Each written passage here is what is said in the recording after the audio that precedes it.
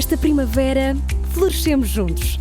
Apoie as vozes plurais que não têm medo de ir contra a corrente e partilhe a sua opinião nos comentários. Desfrute de todos os benefícios Observador, agora com 20€ de desconto. Assine hoje em observador.pt.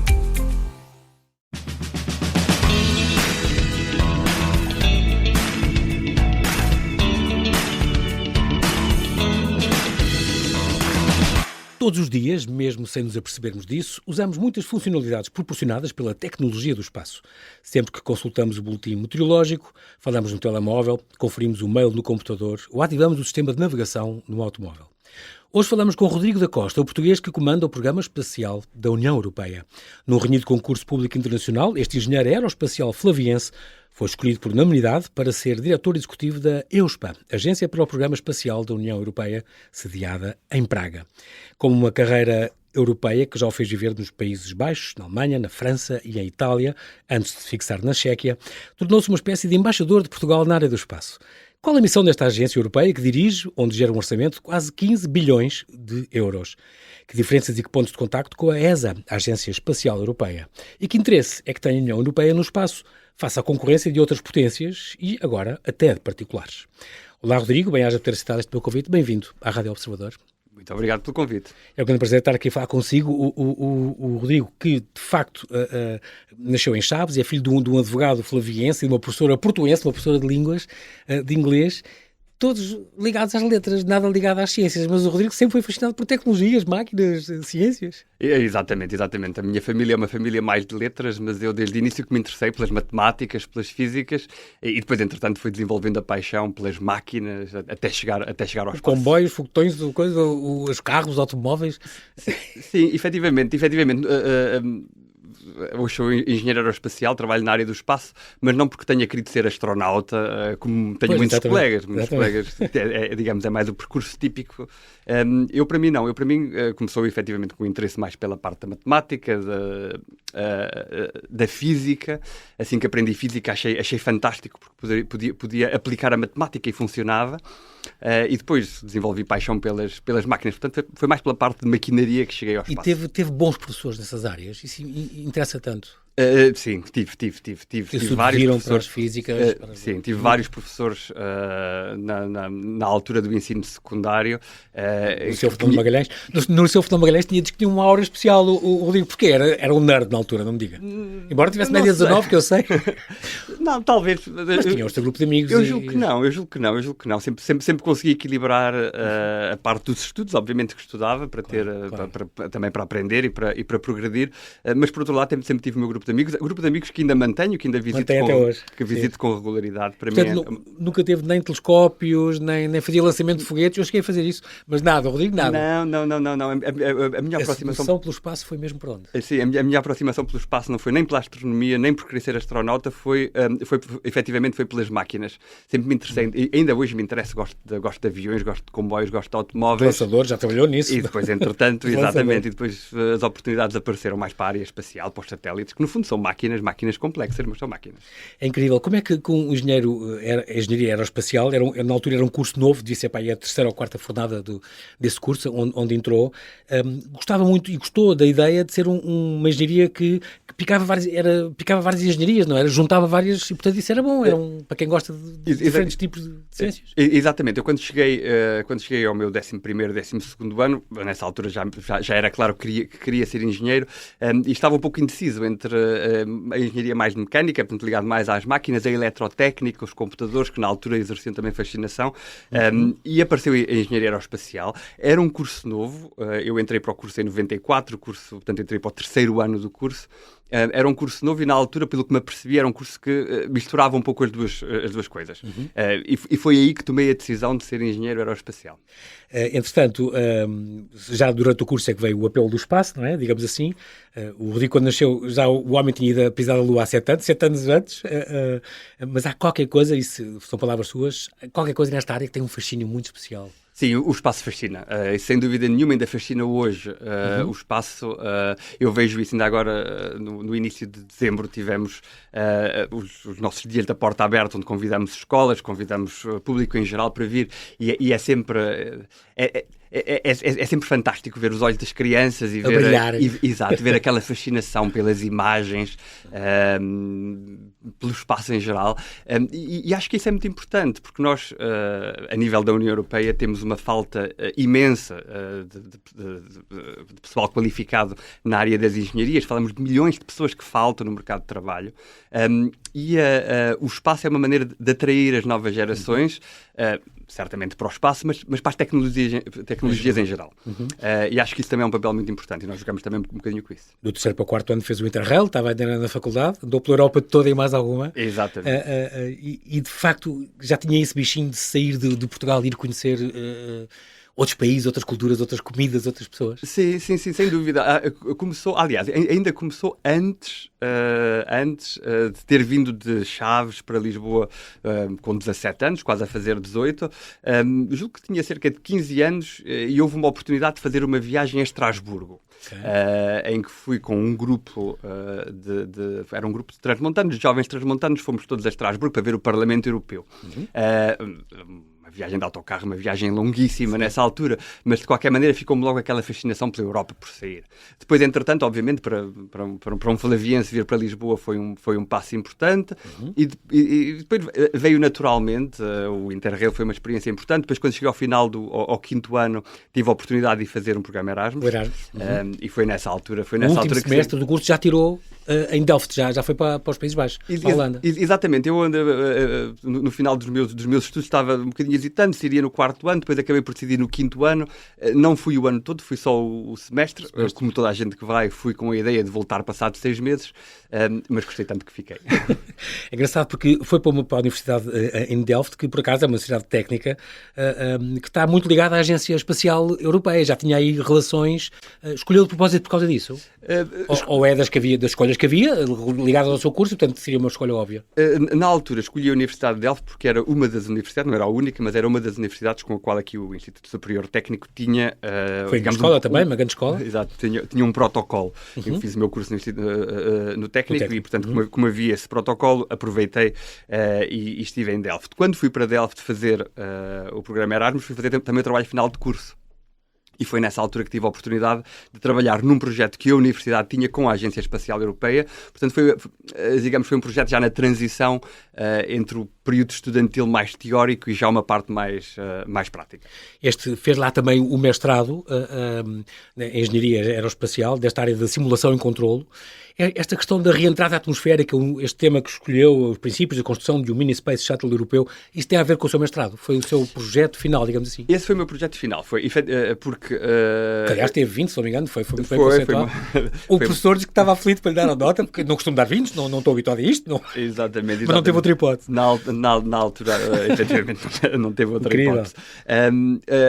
Era uma área interessante porque ligava um bocadinho a aviação com o espaço, porque era reentrada atmosférica, portanto havia noções de aviação, e era o projeto na altura. Quando acabei o Erasmus, acabei também aqui a licenciatura no técnico.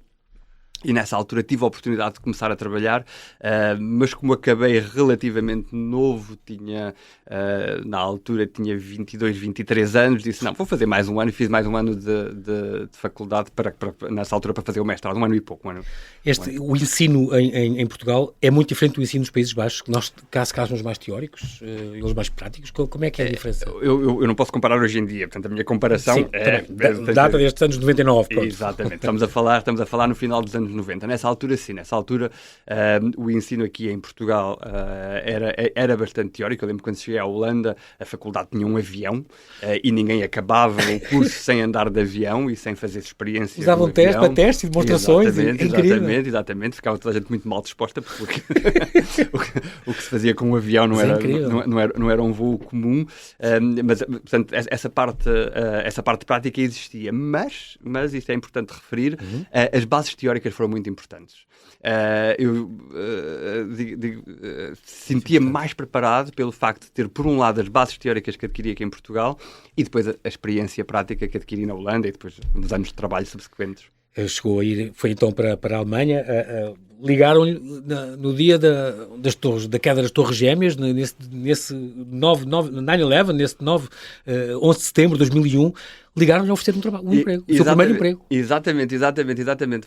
Ligaram-me da Alemanha nessa altura, estava a fazer as malas, estava-me a preparar para regressar, e houve essa oportunidade. Portanto, tinha acabado o mestrado. Eu acabei o mestrado fazendo um estágio na indústria, e depois... Já era na DASA, não é? É uma antecessora da Airbus. Isto estamos a falar em Bremen. Exatamente. Tive lá uns meses. Tive lá uns meses, os primeiros 6 meses de 2001. Vim passar férias a Portugal. Como vem sempre. Como venho sempre, como continuo a vir. Exatamente. Agora com a sua mulher é alemã, e com os seus filhos, tem dois belíssimos, um filho e uma filha, 11 e 14 anos, incríveis, já trilingues, não é? Já falam alemão com a mãe, português com o pai, inglês na escola, não é? Exatamente. Mas estão na boa idade de aprender línguas, não é? Para eles é fácil. Claro.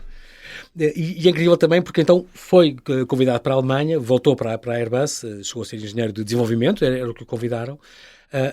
Foi na Alemanha que conheceu também então a sua mulher, com quem casou, e é muito giro porque também estas viagens que faz hoje em dia são muito de trabalho. Farta-se viajar por causa do seu trabalho? Sim, praticamente todas as semanas estou em viagem em todos os países da União Europeia, para passar a mensagem da agência, trabalhar em projetos, etc, mas continuo a viajar muito. Portanto, em 2001 o primeiro emprego na DASA, depois Airbus, não é? Teve 3 anos. A sua adaptação ao meio universitário, digamos assim, dos Países Baixos, não tem nada a ver com a sua adaptação ao meio industrial na Alemanha. São coisas muito diferentes, não são? São coisas diferentes, apesar de a área de espaço ser, em toda a Europa, uma área muito internacional. Sim. Portanto, eu trabalhava, quer quando estudei na Holanda, quer depois quando fui trabalhar para a DASA, o que hoje em dia é Airbus, eram grupos muito internacionais. Eu trabalhava com outros portugueses na altura, não, mas trabalhava com espanhóis, com franceses, com alemães, com holandeses. Portanto, era uma área que já por si só era muito internacional. Isso, obviamente, facilitou a integração. E mesmo hoje, na EUSPA, onde está, que existe desde 12 de maio de 2021, tem cerca de 300 funcionários de 24 nacionalidades. Ainda hoje a área do espaço é um mercado completamente transeuropeu e mundial, não é? Exatamente, nós temos 24 muitas parcerias com todo o mundo. 24 nacionalidades, falamos todas as línguas da União Europeia, portanto, todas as línguas, porque o espaço por si só na Europa é internacional. Claro que sim. Entre 2005 e 2007 teve em Turim, portanto, com os colegas fundou uma empresa satélite, digamos assim, a ver com lançadores, aliás, que estão na origem do Ariane 6. Estes lançadores é o quê? Os foguetes que lançam os satélites? Sim, são os foguetões. Na altura começavas a pensar na Europa na próxima geração de lançador, como nós chamamos de lançador, de foguetões, e nós, com alguns colegas, éramos poucos, éramos um grupo de 11, fomos deslocados para Turim, era um grupo internacional, francês, alemão e italiano, para fazer os primeiros estudos, que depois, entretanto, se foram desenvolvendo e chegaram ao que hoje em dia é o Ariane 6. Em 2008 regressa à Airbus, entre a Alemanha e a França, tinha mesmo era bilingue, digamos assim, neste trabalho. Tinha 2 escritórios, 2 equipas em 2 países. Exatamente. Nessa altura foi o meu primeiro cargo de gestão de equipas. Tinha uma equipa que estava dividida, digamos, alguns colaboradores na Alemanha, outros em França. Passava o tempo entre a Alemanha e a França, foi um período também muito interessante, mas também muito cansativo. Entretanto, em 2008 já estava a gerir, já era gestor e decidiu tirar um MBA aqui na Escola de Gestão em Nantes, se não me engano, em Paris, em França, tirou então este MBA em regime pós-laboral, porque precisava de adquirir mais competências, mais técnicas a nível de gestão de equipas. Nessa altura, foi na altura que fiz a transição da parte de engenharia, digamos, mais pura, exclusivamente de engenharia, também para um trabalho mais ligado à gestão. E achei que era importante, duas coisas. Achei que era importante, obviamente, aprender os conceitos de gestão, que não tinha, mas achei que era importante também entrar em contacto com gente de outras áreas, porque trabalhando no mundo espacial é um mundo relativamente fechado. Foi uma ótima experiência, porque depois, obviamente, cheguei à conclusão que os problemas do dia-a-dia acabam por ser muito semelhantes em áreas completamente... Exatamente, em setores completamente diversos, e isso é sempre muito enriquecedor. Quando passou entre 2012 e 2017, teve em Bremen, na Alemanha, mas já no setor dos voos habitados. Aqui estamos a falar já com astronautas, mas a Airbus fazia isto também? Tratava disso? Sim, exatamente. Não é só aviões, então? Não. A Airbus tem uma parte, ainda hoje tem engenharia aeroespacial, então? Tem os aviões, tem os helicópteros e tem uma área ligada ao espaço e à defesa. E nessa altura, sim, em 2012 saí dos foguetões, fui trabalhar para voo habitado, para trabalhar com astronautas. Nessa altura o que fazíamos era ligado à Estação Espacial Internacional, quer desenvolvimento de novos negócios, mas também a operação do laboratório europeu, o laboratório Columbus, que está na Estação Espacial Internacional já há muitos anos, desde 2008, se não me engano. É engraçado porque o ambiente industrial, como disse, é naturalmente um ambiente mais fechado. Não era o facto de ser estrangeiro, mas o facto de ser português causou muita curiosidade. Havia colegas seus que diziam: nós só ouvimos falar de português quando vamos de férias. Sério? É muito curioso. Hoje há mais gente? Não, hoje, sem dúvida, hoje há muitos portugueses. E, digamos, hoje o espaço ainda é mais internacional. Foi quase pioneiro, Rodrigo. Hoje o espaço ainda é mais internacional do que era há 20 anos atrás, mas na altura, efetivamente, não havia muitos portugueses. Eu lembro-me de um colega, na sua melhor das intenções, quando eu lhe disse, quando me perguntou, porque nos apresentamos, chamo-me Rodrigo Costa, ele disse: Rodrigo Costa, esse é nome de jogador de futebol. Achei curioso. Não foi nada e não foi nada ofensivo. Foi uma reação natural, exato. Mas nunca, quer na Holanda, quer na Alemanha, depois em França, em Itália, nunca tive nenhum problema particular com isso. Também nunca tive nenhuma vantagem específica. Mas no entanto a sua integração familiar também ajudou muito. Sendo casado com uma alemã, isso também abriu portas, foi importante. Sim, e sobretudo na primeira fase, nas primeiras fases da minha carreira, sempre gostei muito de línguas, sempre gostei muito de falar línguas. Quando fui para a Holanda, aprendi holandês. Depois na Alemanha aprendi alemão. Que é Flamengo holandês mesmo? Eu aprendi holandês mesmo. Além de português, de inglês, de francês, de alemão, italiano, espanhol, holandês e agora checo, não é? O checo muito pouquinho, porque entretanto já me é um bocadinho mais, começa-me a ser mais complicado aprender línguas completamente diferentes, mas aprendi o italiano quando estive em Itália e falava italiano fluentemente todos os dias. Exato. Falava alemão, depois entretanto o francês tinha aprendido na escola, mas avancei o francês obviamente, claro. E ainda hoje falo, digamos, mais ou menos metade em francês, metade em inglês, algum alemão no trabalho, alemão e português em casa. Mas isso, de facto, dá-lhe umas vantagens extraordinárias. É ótimo a pessoa poder comunicar e perceber tudo o que estão a dizer à sua volta. Isso ajuda. Claro que sim, caramba. E é sempre, obviamente, quando se fala na língua mãe de alguém, há sempre um outro nível de interação que é muito importante. Claro, isso conta de certeza na sua aprovação, porque de facto temos aqui um português, nascido em Chaves, num lugar de liderança no organismo europeu, isso não é nada vulgar.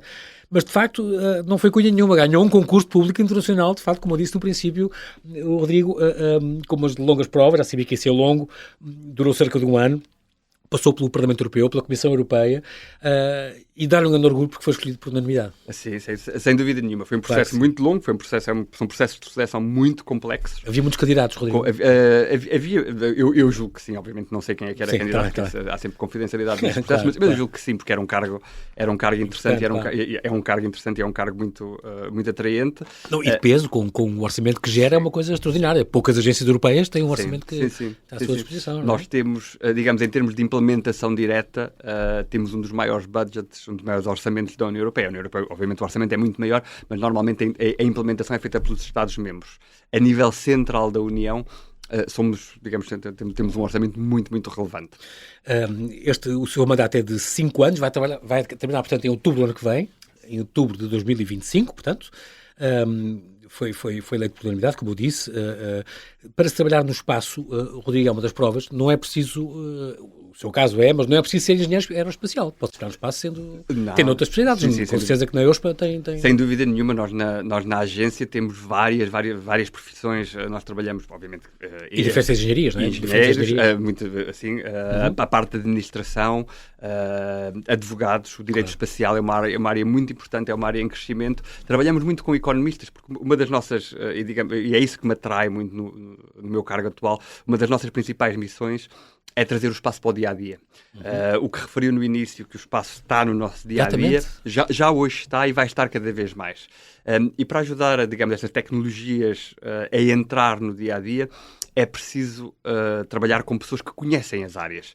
Nós trabalhamos, por exemplo, muito com a área da agricultura. Portanto, temos especialistas em agricultura que têm experiência própria, que trabalham connosco na agência para ajudar a integrar tecnologias espaciais nos tratores, nas explorações agrícolas, pequenas quintas, grandes desenvolvimentos industriais agrícolas.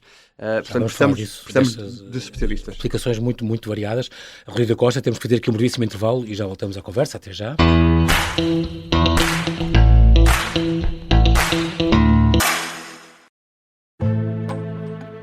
O sargento na cela 7.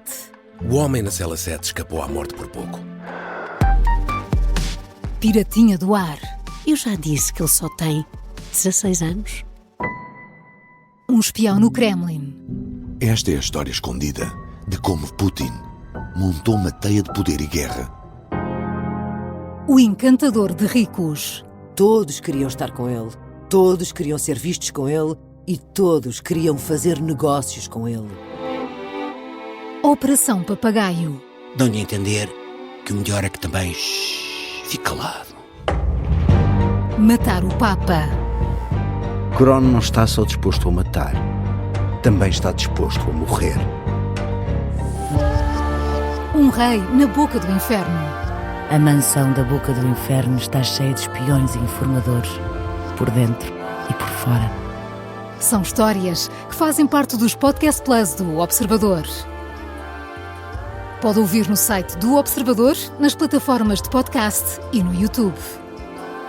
Podcast Plus é mais do que um podcast.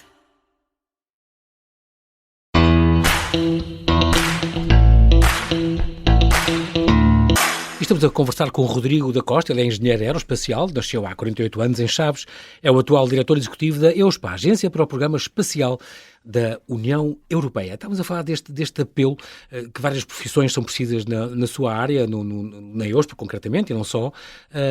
A única coisa que se calhar que os únicos que faz questão de dizer é que tem que haver esta paixão pelo espaço. De facto, as pessoas estão unidas por esta paixão pelo também ainda desconhecido e pela ciência que vai abrindo portas, porque cada vez mais nós usamos, como estava a dizer, o espaço no nosso dia-a-dia. Sim, e em várias áreas. O espaço é, de certa maneira, também um pouco contagioso, porque muita gente que vem trabalhar para a nossa área depois acaba por desenvolver essa paixão. É uma área que, de facto, uma ocupação que lhe exige muita dedicação. Tem de gostar muito do que faz? Ajuda, obviamente. Quer dizer, a minha opinião é um bocadinho, pode não ser uma opinião muito concreta, mas eu efetivamente tenho uma grande paixão também por aquilo que faço. Tenho a sorte de gostar do que faço. Exato. Como dizia o outro, não vais trabalhar um dia, não é? Isso é do Séneca. Um obstáculo poderia ser a sua constante mobilidade entre países de um lado para o outro, que já andou em vários países, Países Baixos, Alemanha, Itália, já morou.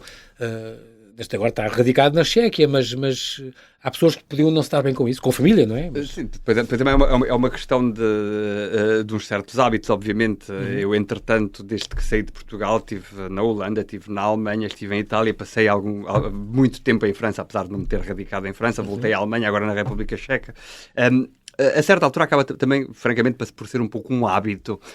Quando se diplomata, não é? Exatamente. Quando se acaba por ficar muito tempo no mesmo sítio, começa-se a sentir um pequeno incómodo que depois, a certa altura, se transforma numa mudança. Julgo que da mesma maneira que pessoas se habituam a ficar no mesmo sítio muito tempo, também se pode criar o hábito de mudança. E adquirir uns vícios e umas coisas também, não é? Às vezes é bom esse mexer de um lado para o outro, essa dinâmica. Como é que é viver na Chequia, Rodrigo? As maiores vantagens e desvantagens? Diga-me uma ou duas coisas que são muito bons e ainda bem que estou lá, e outras que é pena ainda não serem tão boas. A Praga é uma cidade fantástica. Praga é uma cidade fantástica, uma cidade lindíssima. Com uma escala muito humana, é incrível isso. Sim, é uma cidade de uma dimensão perfeitamente aceitável. É uma capital, portanto tem tudo que uma capital necessita.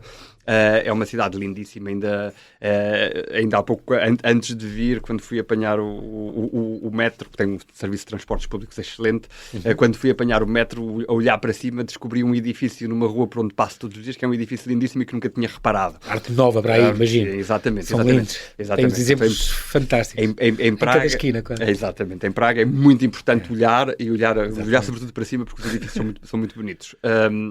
Portanto, isso é uma grande vantagem, é uma cidade História. humana, tem uma cidade histórica, é uma cidade amiga das crianças, portanto, como tenho 2 filhos, é relativamente fácil para crianças. Obviamente que a grande barreira que existe na República Checa é a língua, o checo é uma língua complexa, apesar que, sobretudo em Praga, é relativamente fácil comunicar em inglês. Por isso também tive que aprender algum checo muito básico, mas ao menos para me permitir... Diga. Só para concluir, Diga. Depois, obviamente, o clima não é o clima português. Pois, ia dizer isso. Quem é que tem mais saudades do mar? Por isso é que eu sempre que venho de férias vou sempre para a Costa Vicentina aproveitar o mar português e tem saudades. Exatamente.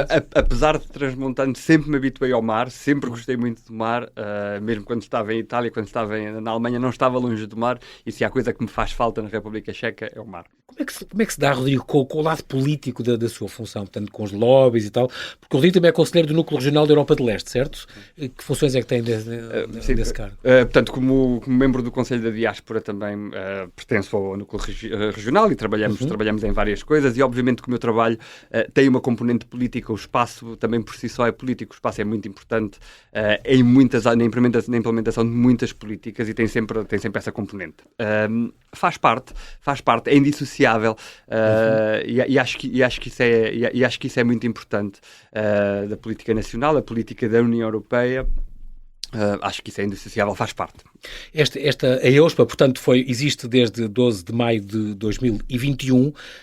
Isto não se devia chamar Agência da União Europeia para os programas espaciais e não para o programa espacial. É porque, de facto, são vários, metendo o Galileu, metendo a ESA é outra diferente, mas o Copérnicos, o SSA, o GovSatcom, o IRIS, o Quadrado, EGNOS, são vários programas, não é, que espaciais, e portanto não devia ser para os programas espaciais. Nós chamamos de componentes. O EGNOS é um componente, o Copérnicos é um componente, o IRIS é um componente, o SSA é um componente, portanto o programa é isso também, porque existem outros programas na União Europeia que não são espaciais. Sim. E portanto isso tudo para nós é o programa espacial.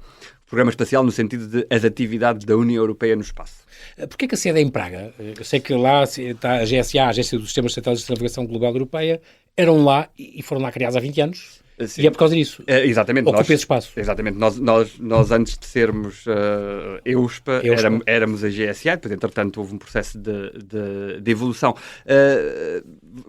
Vai tudo ao Tratado de Lisboa, de 2009, exatamente, e depois há a decisão subsequente de fazer uma descentralização do poder que estava muito centralizado em Bruxelas, e, portanto, todas as agências que estavam em Bruxelas foram enviadas para países diferentes da União Europeia. Aqui em Portugal temos em Lisboa a Agência de Segurança Marítima, o Observatório da Eletrônica, há muitas outras, a Agência do Medicamento, e nós fomos para Praga. Muito bem. A ideia, no fundo, é pôr, até ao final de 2023, digamos assim, todos estes componentes eram geridos individualmente. Isto o que fez o EUSPA foi um bocado pôr debaixo de uma umbrella, como costumam dizer, do mesmo chapéu de chuva, digamos assim, todas estas componentes, não é? Exatamente. E essa coordenação é muito, muito importante. Nós temos os diferentes componentes, como eu disse, a navegação por satélite, a observação da Terra, as telecomunicações, etc., que do ponto de vista espacial são tecnologias diferentes. Mas, quando as juntamos para oferecer serviço e para oferecer soluções à agricultura, à gestão das florestas, aos transportes, à segurança, etc., o que importa não é, digamos, cada um destes componentes individualmente, mas a solução de uma forma integrada. Eu dou-lhe um exemplo muito simples. Quando usamos o nosso telemóvel para navegar, para ir de um sítio ao outro, estamos a usar ao mesmo tempo dados de observação da Terra, os mapas, com dados de posicionamento por satélite. E, portanto, é a fusão desses dados que cria valor. E, portanto, por isso foi muito importante também para alavancar o valor que é criado pelos dados espaciais. Foi muito importante esta junção. Sobretudo do ponto de vista do utilizador. Sinergias, não é? Porque vai juntar e depois, se calhar, para passar essa localização a uma pessoa conhecida ou a um governo, já tem que usar um sistema muito seguro de comunicações. Já é outro fator. Exatamente. Facto. O Galileu, portanto, é o GPS europeu, no fundo, e que é o mais preciso do mundo. Tem mais de 3 mil milhões de utilizadores. É impressionante. E que já consegue a alta precisão do Galileu, uma coisa nova, não é? Chega às dezenas de centímetros de localização. Nem os chineses, nem os russos, nem o GPS americano consegue essa precisão. Eu prefiro dizer que o GPS é o Galileu americano, mas efetivamente também se pode considerar. Exatamente. que o Galileu é o GPS. Não, é um sistema de navegação por satélite global. Hoje em dia há cerca de 4 mil milhões de receptores em todo o mundo, sobretudo telemóveis, smartwatches, etc. Mas também em carros e em muitas outras aplicações. E, portanto, é um sistema que é muito usado e que é mais preciso que o GPS, 2 a 3 vezes mais preciso. 2 a 3 vezes mais preciso. E depois temos este EGNOS, o European Geostationary Navigation Overlay Service. Isto é mais vocacionado para a aviação, imagino? Sim, foi um sistema que nasceu na aviação, mas que hoje em dia é muito utilizado na agricultura. 98% de todos os tratores de média e grande dimensão que são vendidos na União Europeia estão equipados com EGNOS. É muito importante para a agricultura de precisão, porque com o sistema EGNOS permite, sobretudo nas grandes explorações agrícolas, evitar que o trator passe, que a máquina passe 2 vezes no mesmo sítio. Portanto, aumenta a eficiência, reduz a utilização de pesticidas. Com tudo que é também de ajuda ao ambiente, o que isso faz. Ajuda ao ambiente. O Copérnicos, por exemplo, estamos aqui desde falar deste programa de observação da Terra, que é o mais completo do mundo. É uma coisa que existe há 10 anos e tem uma dúzia de satélites de alta resolução a captar dados sobre, no fundo, a saúde do planeta. Isso é muito importante, cada vez continuar a achar que isto é cada vez mais, ainda bem que isto é desenvolvido e investido. Sim, é muito importante. Hoje em dia o Copérnicos gera entre 15 e 20 terabytes de dados por dia. Impressionante. Portanto, impressionante. É preciso estes data centers gigantes para processar isso tudo. Dados mais variados que nos permitem, desde a temperatura da água, a salinidade, as medições as tempestades e as catástrofes, tudo isso é importante passar por ali. A meteorologia, as alterações climatéricas, etc. Em grande parte é graças ao Copérnicos que os cientistas conseguem confirmar que existe efetivamente alterações climáticas, portanto, porque já existem dados suficientes que nos permitem calcular ano após ano e medir o aquecimento global. Exatamente. Do ponto de vista científico é também muito importante. Há este SSA, este Space Situational Awareness, isto não me engano é uma coisa que está ainda em desenvolvimento, mas tem a ver com a monitorização de objetos que estejam a aproximar da órbita terrestre, certo? Pode ser um cometa, pode ser uma coisa artificial, um satélite que explodiu e que... Exato. Portanto, SSA é extraordinário. Os dados do espaço são muito importantes para o nosso dia-a-dia. Portanto, do que é importante proteger. Nós protegemos, obviamente, protegemos em terra, protegemos os centros de controle, as antenas, etc. Protegemos também do ponto de vista de cibersegurança. Isto, no fundo, acabam por ser também grandes sistemas de tecnologias de informação. E protegemos os satélites. E, digamos, a maneira de proteger os satélites é tentar prever potenciais colisões, até, digamos, manobras menos amigáveis de atores menos amigáveis.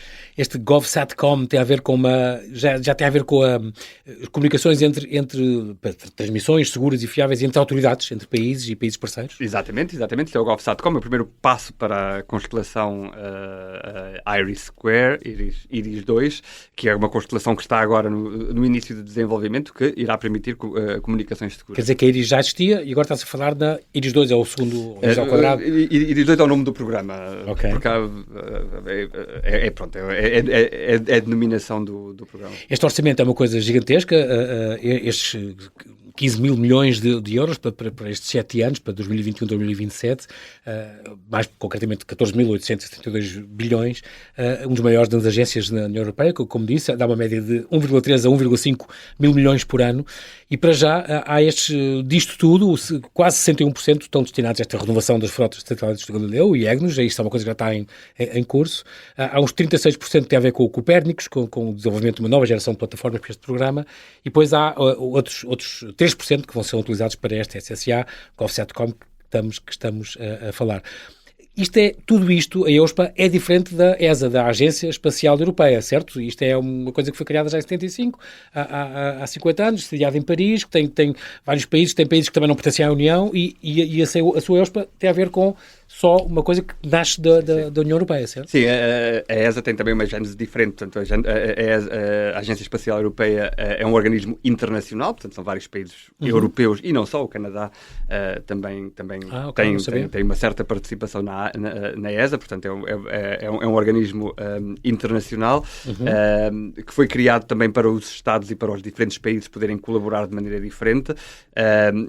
não pertence, portanto, há vários países da União Europeia que não pertencem à ESA, há vários países da ESA que não pertencem à União Europeia. Contudo, nós temos uma colaboração muito estreita, porque a ESA, ao longo dos anos, desenvolveu capacidades de investigação e desenvolvimento importantes, e nós utilizamos as competências da Agência Espacial Europeia, sobretudo ao nível da investigação e desenvolvimento. Depois, quando se trata da operação dos sistemas, portanto, da gestão dos sistemas no dia-a-dia, aí somos nós que o fazemos. Exato, porque a ESA, no fundo, torna em realidade alguns projetos de investigação do ponto de vista técnico, são eles que depois executam, digamos assim, no terreno, porque têm os satélites e... Sim, eles constroem, é uma parte mais prática, mais tecnológica, digamos assim. E nós operamos. Portugal é um parceiro pequeno nestas duas agências, mas nos últimos 8, 9 anos, Rodrigo, duplicou o número de empresas que participam nestas missões espaciais importantes. Está a melhorar muito.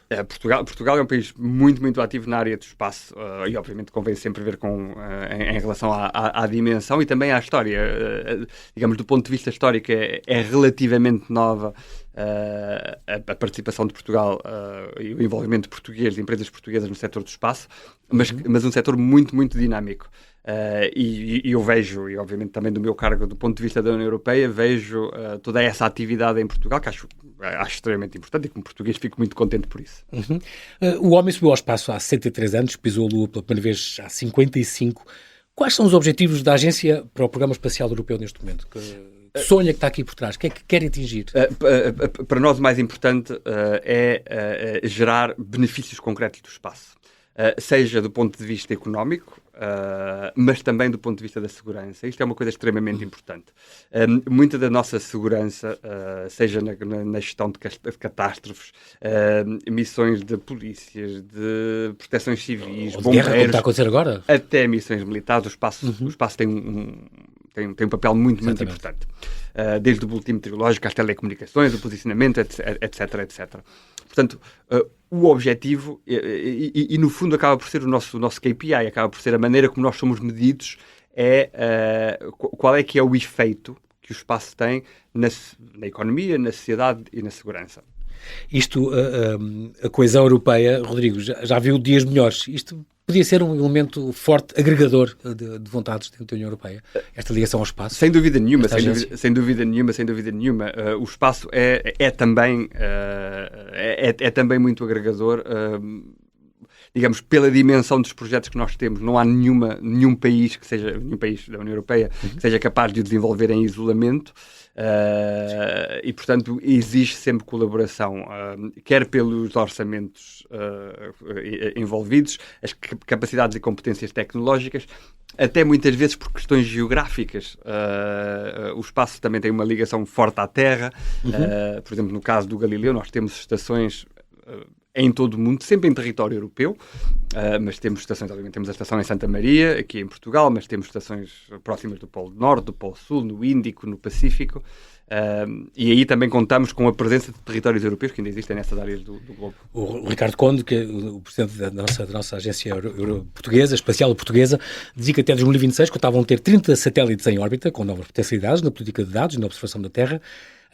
No ano passado já se previu os primeiros lançamentos suborbitais no Centro Espacial de Santa Maria, cá está, e seguindo depois os voos orbitais, e estava muito apostado também na literacia espacial, divulgar estes temas do espaço junto dos mais novos. Esta ideia, como aconteceu 24 de outubro, por exemplo, com o dia aberto, que o público poder apreciar o que se faz e todas as perspectivas de futuro nesta área, é muito bom também para as novas gerações ficarem a conhecer o que se faz e, se calhar, apostarem numa carreira nisso, se calhar. Porque não? Sim, sem dúvida nenhuma. É muito importante, e é muito importante dar a conhecer. É muito importante dar a conhecer, e é muito importante porque depois, a partir desse conhecimento, podem-se desenvolver interesses em áreas muito diversas, seja da astronomia, na parte mais tecnológica, na parte mais de investigação, até nas tecnologias em geral.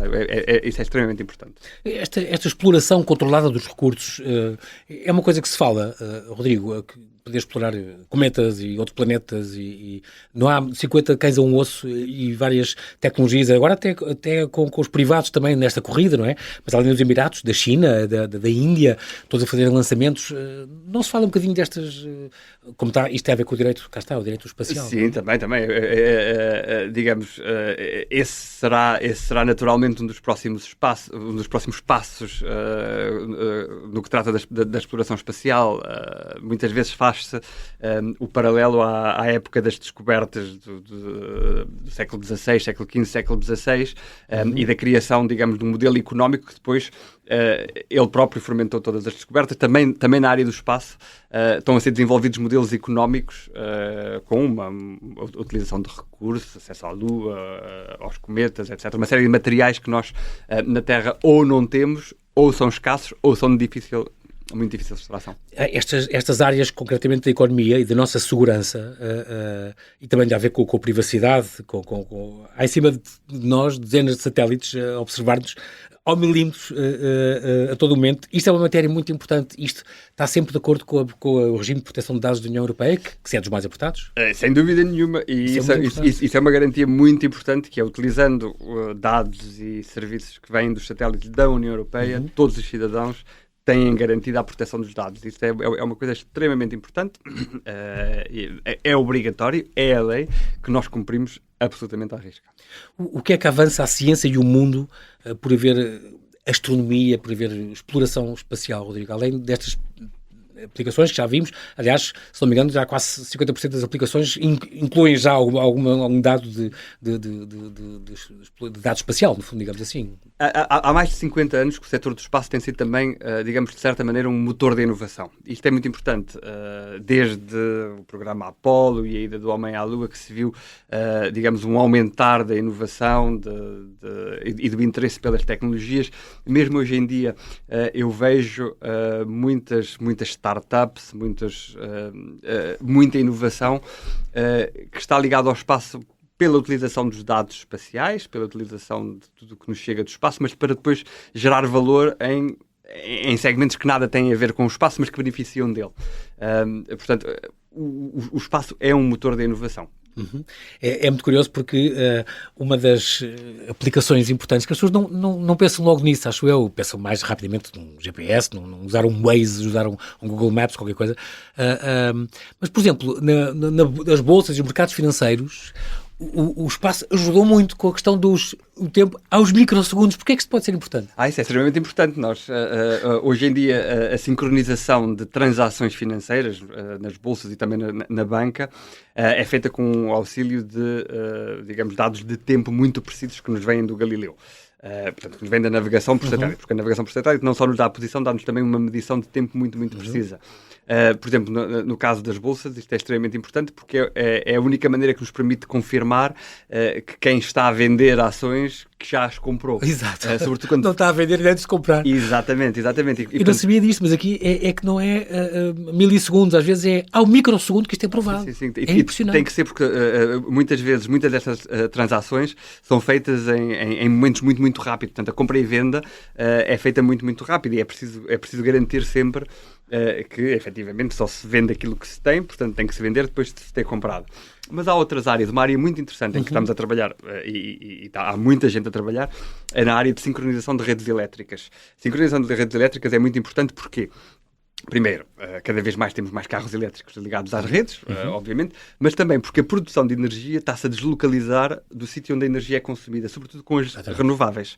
Cada vez mais a produção de energia é longe... Sim, do sítio onde habitamos, onde consumimos. Exatamente. E, portanto, é preciso transportar.